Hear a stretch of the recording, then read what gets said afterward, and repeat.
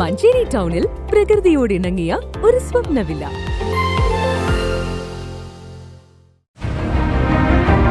നിങ്ങളുടെ വീടിന്റെ വാഷ്റൂമുകൾ ഇനി ഗ്ലാമർ റൂമുകളാക്കാം സെറ സ്റ്റൈൽ ഗാലറിയിലൂടെ. Sera style gallery near cooperative college, Manjeri.